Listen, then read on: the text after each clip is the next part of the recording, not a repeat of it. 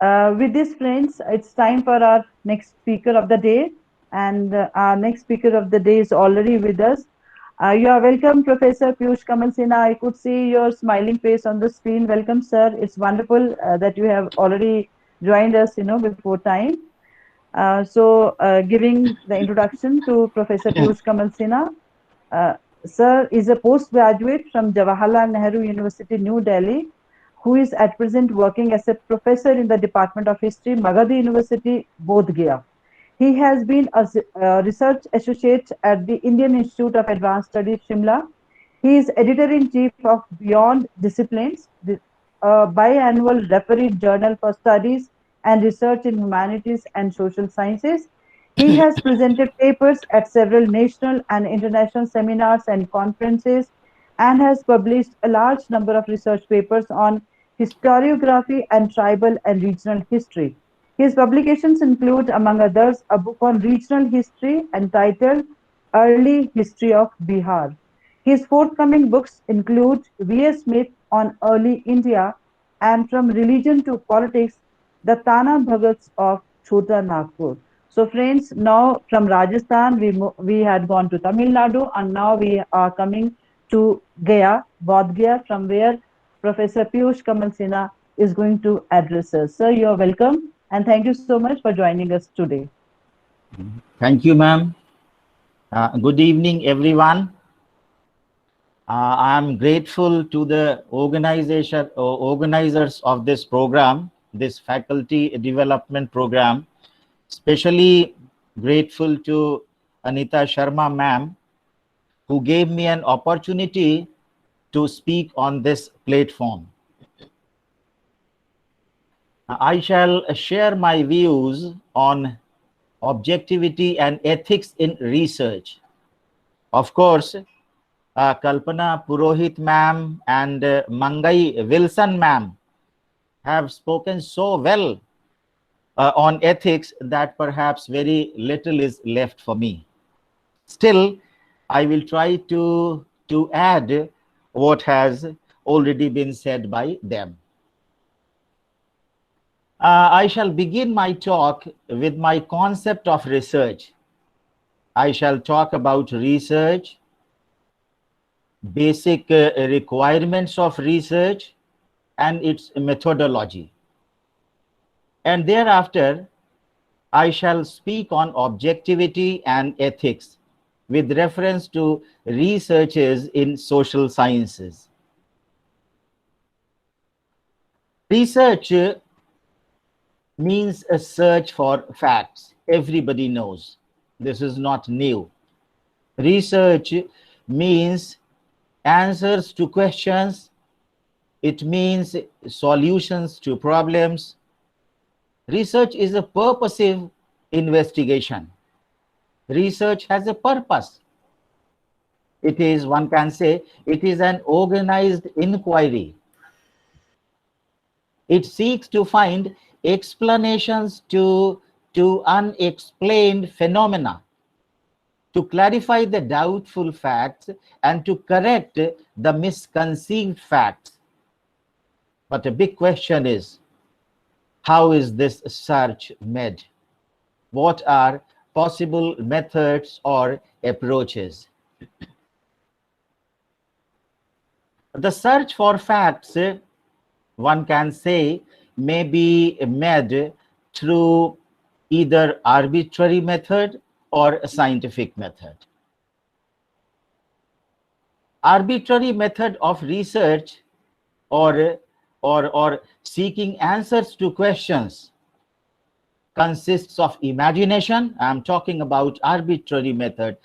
This method consists of imagination, opinion, and impression. For example, it was believed that the shape of the earth was flat. It was also believed that a big snake swallowed sun or moon, causing solar or lunar eclipse. Similarly, we form our own impressions about various phenomena and issues even in present times. This is arbitrary method of research. Naturally, the arbitrary method suffers from serious weaknesses, serious drawbacks.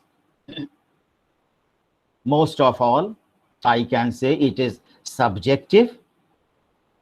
The findings in this case vary from person to person, depending on his or her impressions or imaginations. Am I audible, ma'am? Yes, Yes, sir. sir. Yes, sir. Quite Okay. clear, sir. Thank you so Oh, much. okay. And now about scientific method. What is scientific method of research? A scientific method, on the other hand, is a rational and objective approach to discover facts. Here we find objectivity. Scientific method eliminates the drawbacks of the arbitrary method.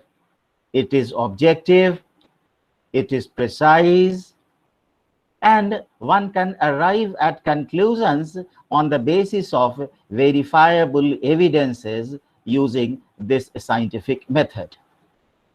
This is the reason why it is suggested that search for facts should be met by scientific method rather than by arbitrary method.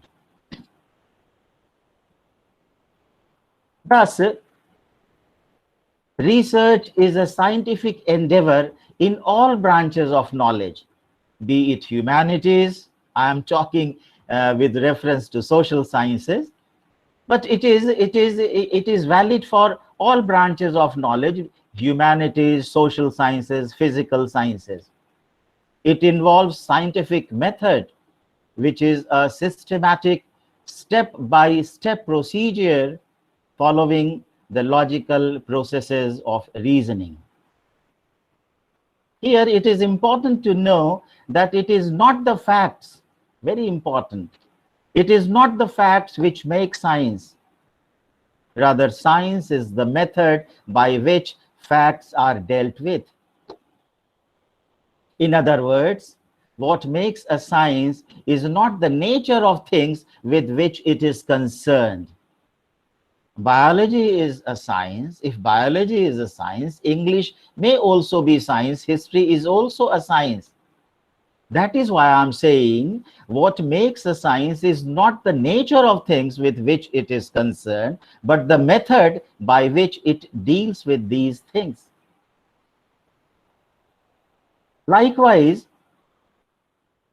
the scientific method does not refer to a field of a specific subject matter, but rather to a procedure or mode of investigation.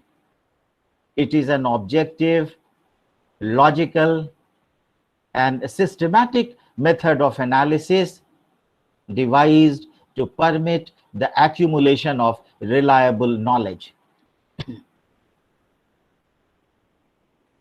The scientific method is based on certain articles of faith.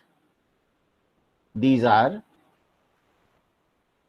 reliance on empirical evidence. By empirical, we mean information received by means of the senses. Then commitment to objectivity, which is a quality of being objective or impartial. Ethical neutrality. Generalization is also very important. Verifiability and logical reasoning process. Now I shall try to speak briefly on each one of these. First, reliance on empirical evidence, how important it is in research. In scientific method, truth is established on the basis of evidence, on facts. Conclusion is admitted only when it is based on evidence, only when it is substantiated by evidence. The answer to a question is not decided by intuition or imagination. In arbitrary method, we do it. But in scientific method, the answer is not decided by intuition or imagination. Relevant data or evidences are collected through observation and experimentation. The validity and reliability of data are checked carefully, and the data are analyzed thoroughly, and then the conclusion is reached. Second important point is commitment to objectivity. Objectivity, we can say, is the hallmark of the scientific method. It means forming a judgment upon facts unbiased by personal impressions. According to Green, who is a very great social scientist, Green says objectivity is the willingness and ability to examine evidence dispassionately. The conclusion or the finding should not vary from person to person. It should be same for all persons. A researcher must, above all things, strive at self-elimination in his judgment and provide an argument which is as true for each individual mind as his own. This is objectivity. Besides, one more important point I would like to emphasize: ethical neutrality. Science does not pass normal judgment on facts. Science never passes judgment on facts. It does not say that they are good or they are bad. Science never imposes anything. It only states. It aims at nothing, but it makes true and adequate statements about its objects. And then generalizations, which is also very important in scientific method. Researchers should not be concerned with isolated events. Everywhere we do it, even in literature, I think we do it. We generalize the things. Researchers should aim at discovering under the surface layer of diversity the thread of humanity and a general pattern. This is how generalizations are done or formulated. In formulating a generalization, we should avoid the danger of committing the particularistic fallacy, which aims through an inclination to generalization on insufficient or incomplete and unrelated data. And verifiability, the conclusions arrived by using scientific method, the conclusions arrived at by a researcher should be verifiable. We should verify it. It could be verified. The researcher must make known to others how he arrived at his conclusions. He should thus expose his own methods and conclusions to critical scrutiny. When his conclusion is tested by others under the same conditions, then it is accepted as correct. The scientific method involves the logical process of reasoning. This is also very important. This reasoning process is used for drawing inference from the finding of a study or for arriving at conclusion.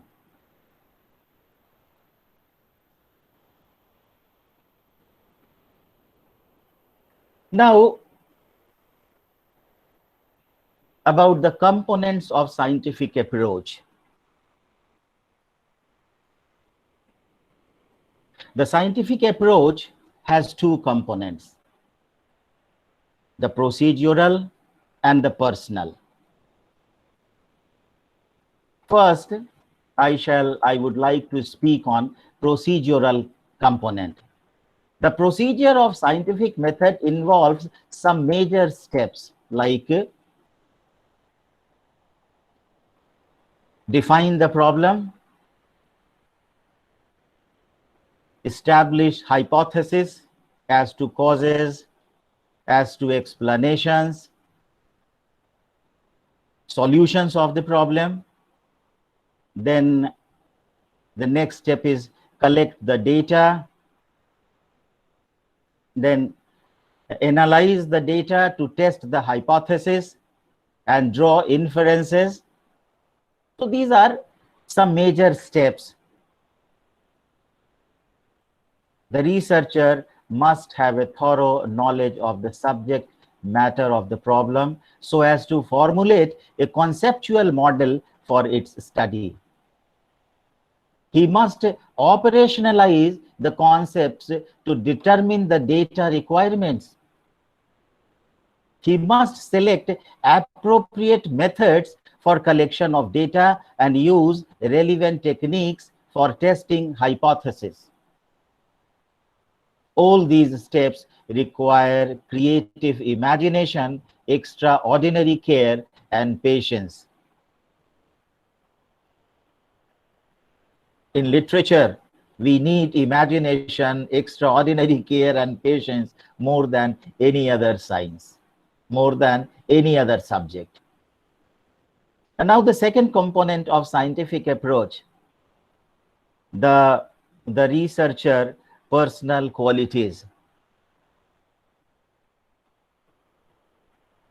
According to Eigel Berner, the researcher needs the scientific imagination to construct hypotheses. He needs the analytical ability to test the hypothesis, and he must also have manipulative skill and persistence to carry through the experiment. The researcher also needs the perspective. He must have a perspective which distinguishes the essential from the non-essential. He must have the reasoning which coordinates individual facts into a principle. In addition to all these, he must also possess integrity, honesty, sincerity, poise, and perseverance. He must have the spirit of independence and the spirit of originality. M.H. Gopal very beautifully says that a true research scholar must possess the devotion of a mother, the poise of a judge, the objectivity of a philosopher, the courage of a soldier, the perseverance and patience of a beaver, the fervor of a patriot, and the vision of a prophet.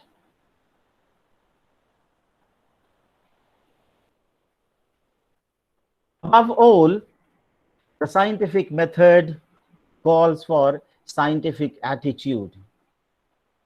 The scientific attitude is based on a complexity of elements like objective, dispassionate, and unbiased devotion to collection and treatment of facts, overcoming personal preconceptions and value judgments, because they not only have a distorting effect on the data, but are also highly insidious. Avoiding personal and vested interests is very necessary. The research scholar should not tailor his views to fit his preconceived notions or the preferences of men in power. determination to analyze one's own system of thinking and taking nothing for granted without evidence, without tests and proofs. Then a researcher must have faith in the universality of cause and effect, ardent curiosity, fertile imagination, and love of experimental inquiry are also necessary. Patience and self-control, an ability to overcome wishful thinking and keeping an open mind are other prerequisites.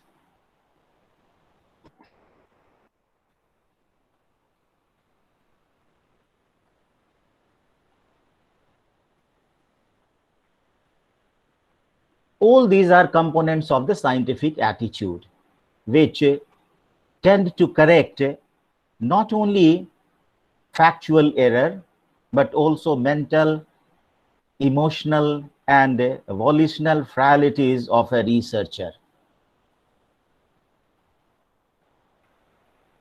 Now, objectivity in some detail, especially with reference to social sciences. Objectivity is, I can say in social science, it is considered to be the sine qua non of the scientific method. It means the willingness and ability to examine evidence dispassionately. It is the first condition of research. Objectivity means basing conclusion on facts without any bias and value judgment. The conclusion should be independent of one's personal beliefs, likes, dislikes, and hopes. Both the data and the inference drawn from their analysis must be free from bias and prejudices. It is, however, not easy to achieve complete objectivity in research.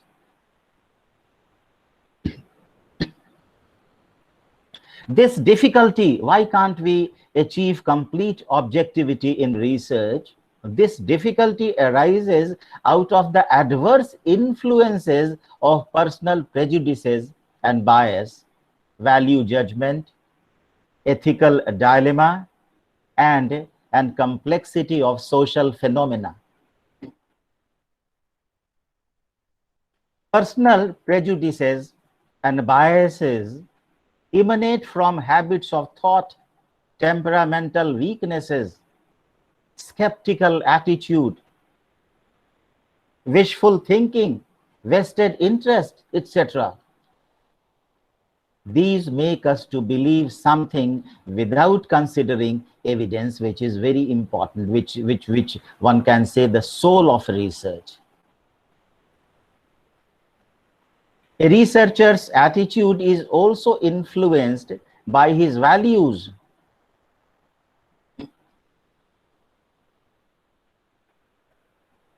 Gunnar Myrdal rightly says that a view is almost impossible without a viewpoint. A disinterested social science has never existed and can never come to exist. This we can regard as a limiting factor in attaining complete objectivity. And so far as ethical dilemmas are concerned, they arise out of the researcher's relations with other participants in the research process.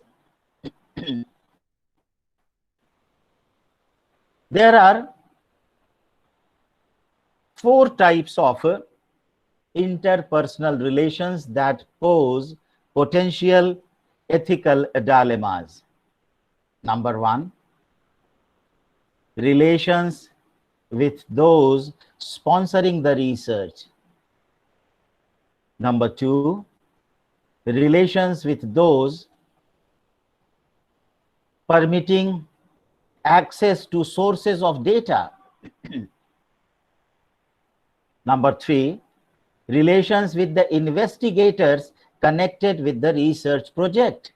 And number 4, relations with research subjects themselves, with the people whom we call research subjects. Besides, social phenomena are seldom simple. They are too complex for comprehension and too vast to provide precise, verifiable knowledge. A physical scientist is confined to the four walls of a laboratory, and he can conduct controlled experimentation. But on the other hand, the laboratory of social scientists is as vast as the entire society, and it is not amenable for controlled experimentation. It may therefore be said that, due to factors affecting objectivity in an adverse way, a complete objectivity is nearly impossible. It is, however, not impossible for a reflective researcher to attain a reasonable level of objectivity consistent with the logical and systematic thinking.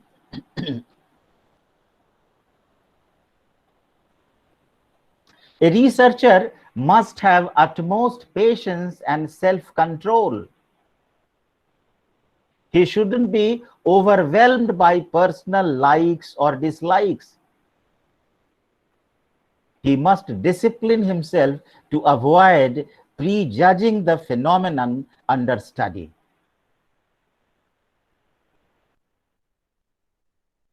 A researcher should also have an open mind that may lead him to presuppose that certain facts are true or false. He must have an open mind to subject his research process and interpretations to the critical review of other social scientists.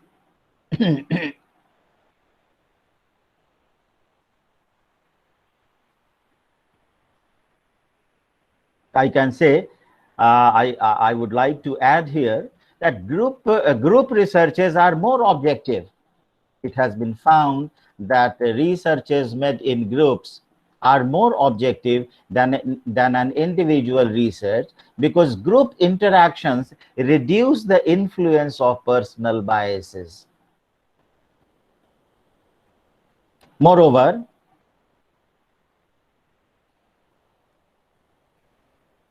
in drawing a sample of units of study, random sampling technique may be used, as it is free from personal prejudices.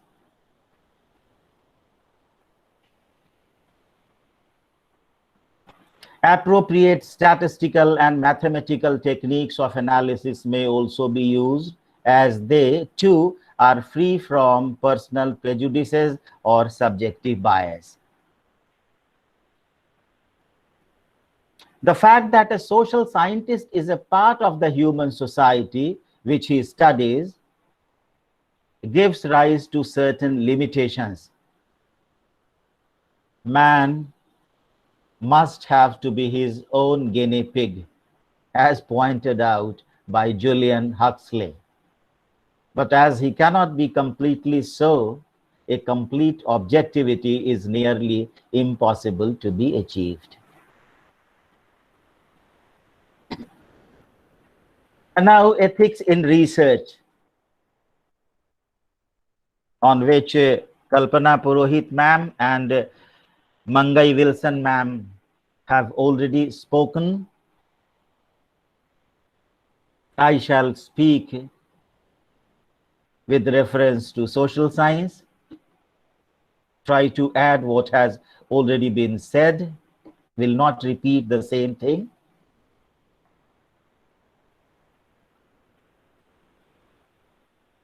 Research in social sciences often involves use of unethical practices. One can start with this.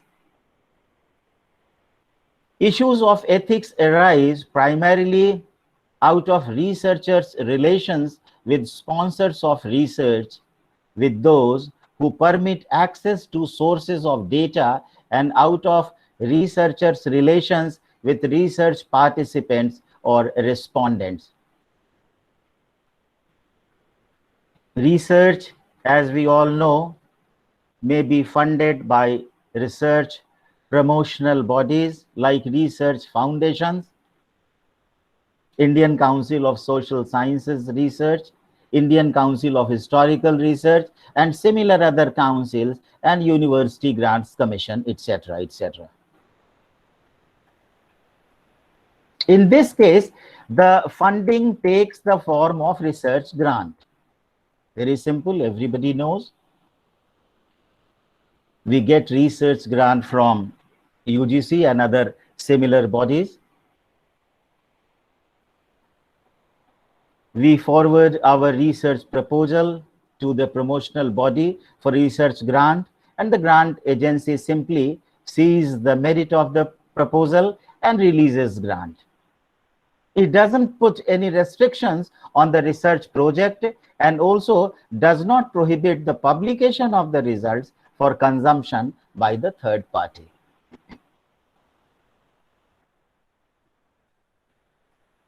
But when research is funded by organizations like Planning Commission, government departments, business undertakings, financial institutions, it takes the form of a contract between these organizations and the researcher. In this type of research, the nature of the work to be done, the time period for its completion, and the conditions relating to the use of results all are clearly specified.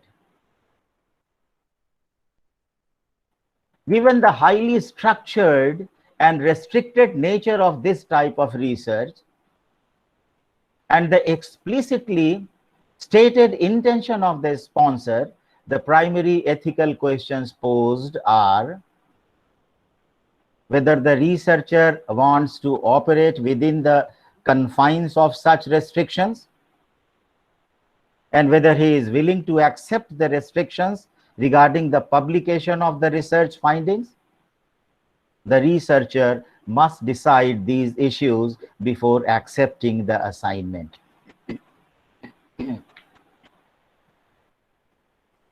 Besides, a social science research may require collection of data from the documents and records of an institution. The permission from the head of the institution has to be sought. The ethical issues that arise in this context are: should the nature of the research project and its objectives be indicated to the permission granting authority? What should be the degree of anonymity to be accorded to such institution? Should the procedure for handling data be stated? Should the findings of the study be made available to such institution? If so, in what form they should be made available? There is no hard and fast rules for deciding these questions. They have to be settled mutually by the researcher and the head of the institution. Of all the ethical issues, the issues concerning the respondents are far more important. The respondents constitute the research subjects. They are individuals from whom data are obtained. The major categories of ethical issues relating to the research subjects are: number one, sometimes people are made to participate in a research project. Somebody was asking about participatory research. If the subject people are part of a research project, this research is known as a participatory research, to put it in a simple way. So people are made to participate in a research project without their knowledge or consent. For example, in an anthropological study of a tribal community, the researcher may conduct his research without the knowledge of the people concerned, fearing that their awareness of the research may affect the natural responses of their respondents. The researcher who involves the research subjects in research thus infringes upon their right to make their own decision to participate or not to participate.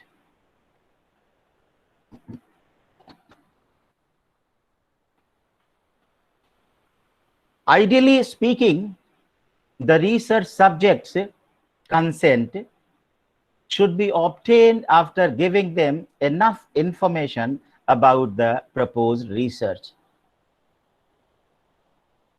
But in many cases, the consent is wholly or partially forced. For instance, the employer may direct his employees to cooperate with a research project. Sometimes, strong incentives may also be offered to tempt the participants to give consents. Such coercions restrict the research subject's freedom to decide whether or not to participate in a research. In some researches, the consent of respondents is obtained without informing them of the purpose of the research. Such concealment naturally curtails the free choice of the respondents. In some researches, the researcher may find it necessary to give incorrect information about the proposed research to potential subjects. Such deceptions are regarded as questionable practices. I shall complete it in 5 minutes, 5-6 minutes. I won't take any more time. Another questionable or non-ethical practice is to expose participants to physical or mental stress with a view to study their reactions. For example, in a mock panic situation in a crowd, without a forewarning, people are subject to physical or mental stress. A behavioral scientist may dig out information from respondents on personal matters such as marital life by employing techniques such as disguised projective test, etc. Such practices amount to invasion of privacy. An important ethical issue relates to the obligation of maintaining the anonymity of the research respondents and keeping research data in confidence. It is, however, often violated through reports and publications. Despite the practice of using pseudonyms, the identity of the community or institutions becomes known to all. These are some of the ethical dilemmas that often arise in social science research. The crucial question here is, should a social scientist adopt some unethical practices out of necessity or abandon his proposed research? The answer is not easy. One of the alternatives, ethics or research, has to be sacrificed. However, in the larger interest of developing useful knowledge, it is desirable to strike a balance between the moral cost of unethical practices and the potential benefits of research.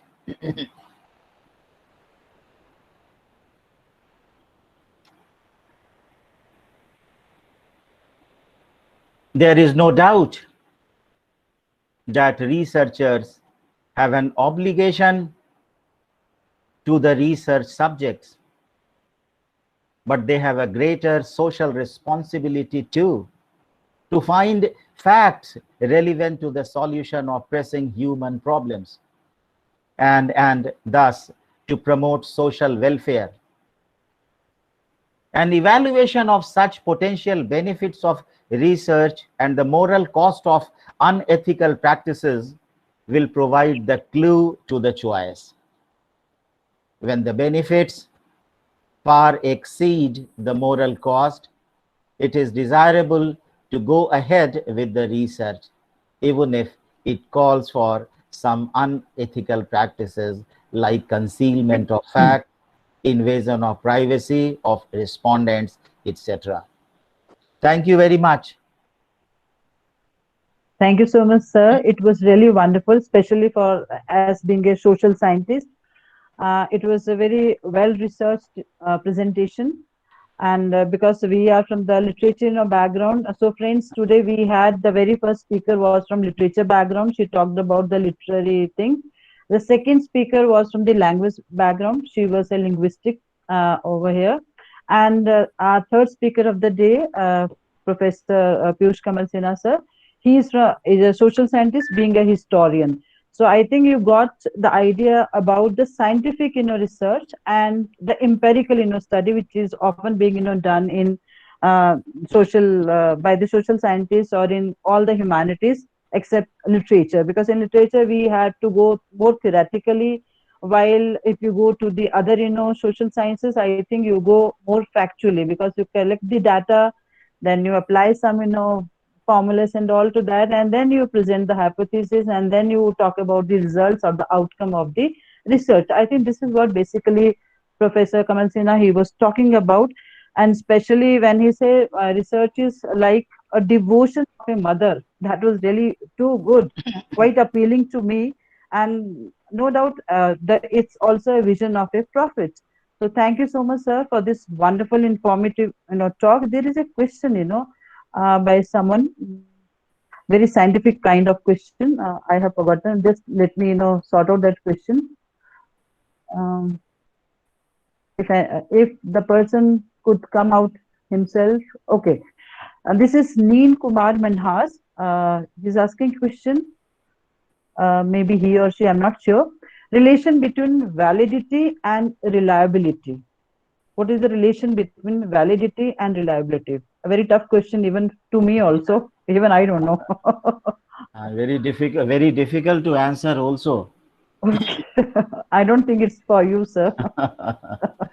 We validate our writings. We generally in social science we validate our writings by citing the sources, mainly primary sources.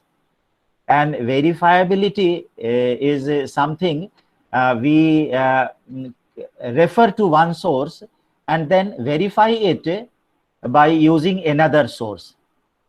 Using one source, primary source, is to validate our writing, and using one source and verifying it by other source is verifiability.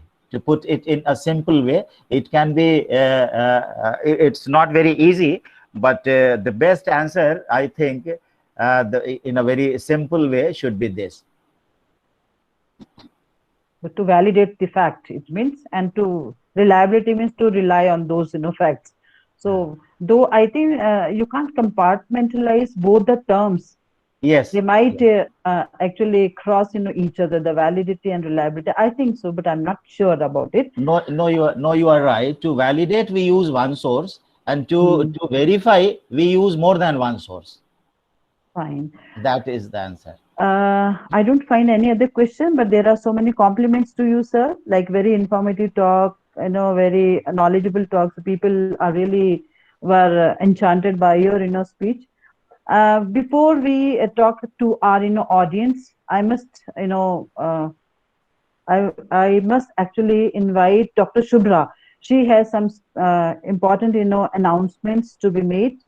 So Dr. Shubhra, are you there? Yes, ma'am. Thank you so much.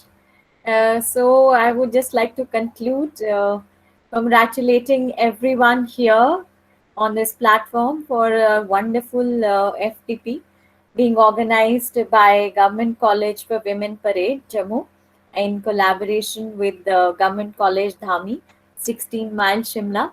And big congratulations to all the organizers and to all the resource persons.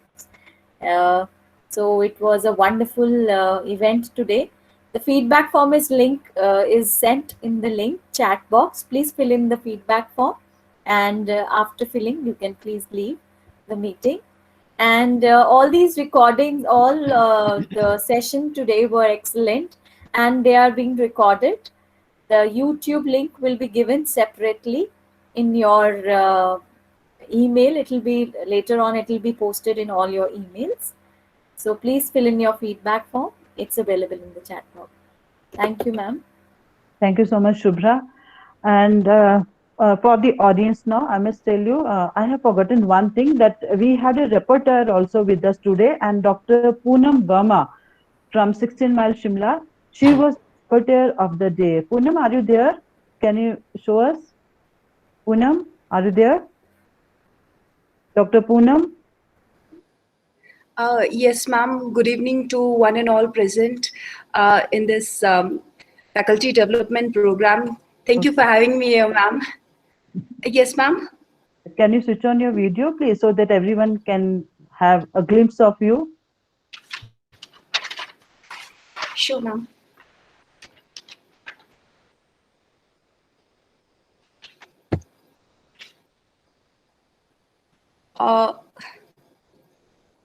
Okay, it's fine.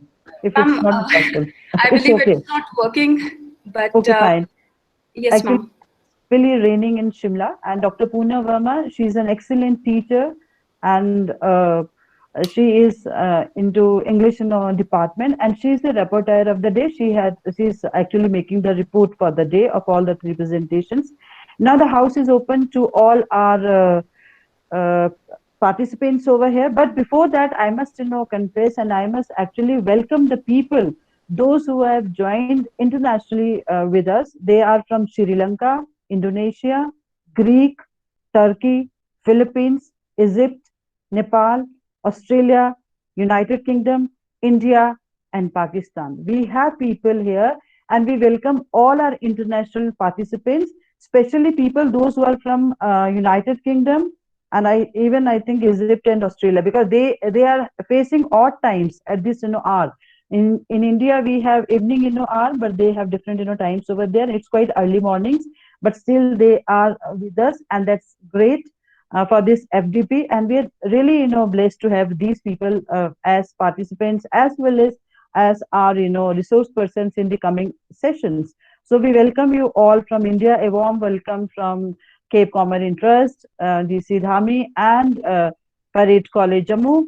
We all welcome you over here. Now the house is open to the participants. If they want to say anything, you can unmute yourself and you can speak out. Any question, any query to any of the presenter, or any suggestion you wanted to put to us, or any observations, you're all welcome.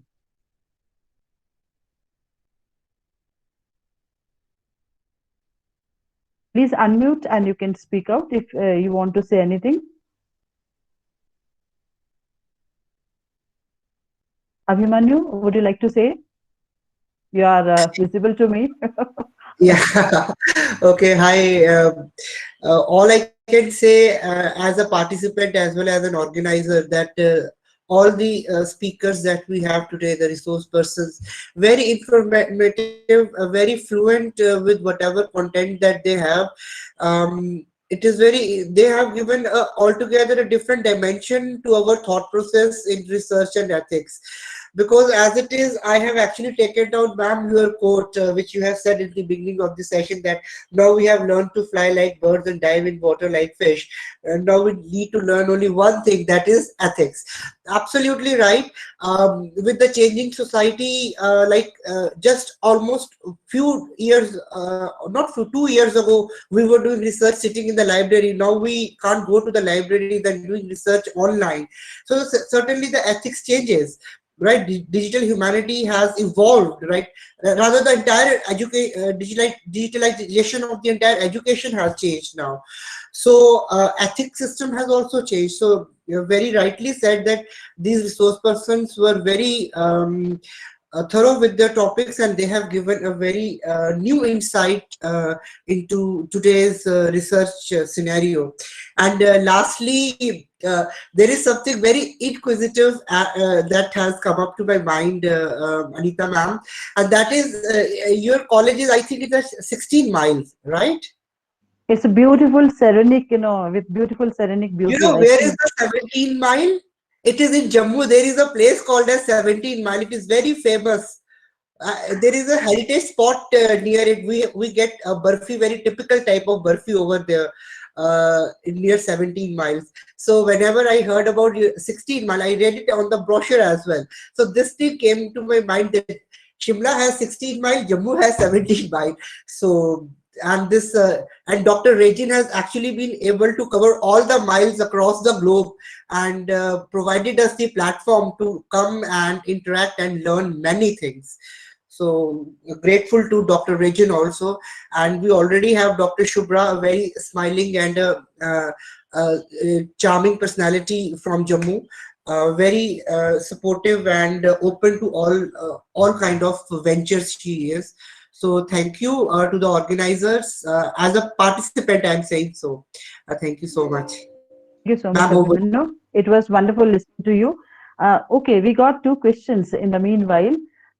Professor Piyush, I think the very first question is from Poonam Rinta.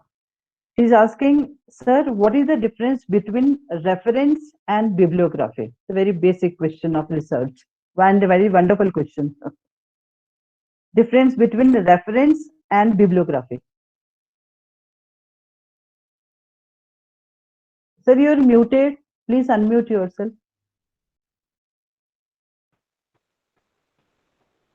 References are given at the end of the chapter, and bibliography is given at the end of the book. Yes. At the end of the book or at the end of the thesis, and the reference is given at the end of the chapter. It may be a chapter of a thesis or a book. A reference, in place of reference, footnotes are also given. So in every page, footnotes are given.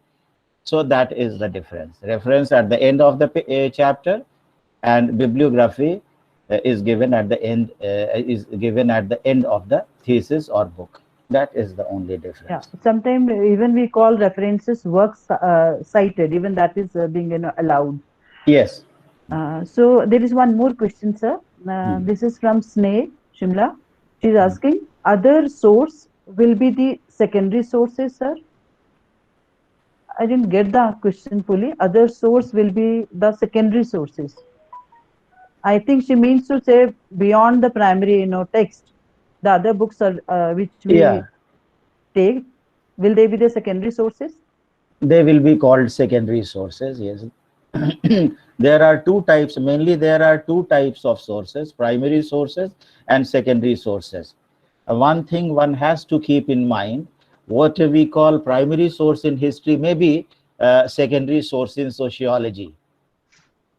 Like in history, Rig Veda is a primary source. Yajurved or the Arthashastra of Kautilya is a primary source, but it will be treated as a secondary source in sociology, where field work is a primary source. But if Kautilya's Arthashastra is considered to be primary source in history, books written on Kautilya's Arthashastra will be treated as a secondary source.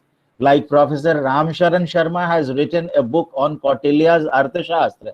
So Professor Ramcharan Sharma's book will be called a secondary source. Thank you, sir. Yes, we have one more from Luxembourg. Clara, you're welcome. Sorry, I didn't mention it earlier.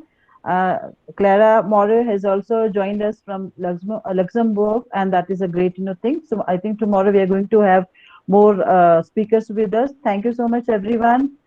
Have a safe evening and safe morning if you are having morning at your place, and be safe, be secure, try to fight out pandemic together in this world, and we'll meet tomorrow at the sharp 5:45 with other 3 speakers. Thank you so much. Thank you, Professor Piyush Kamal Sinha, sir. Thank you so much.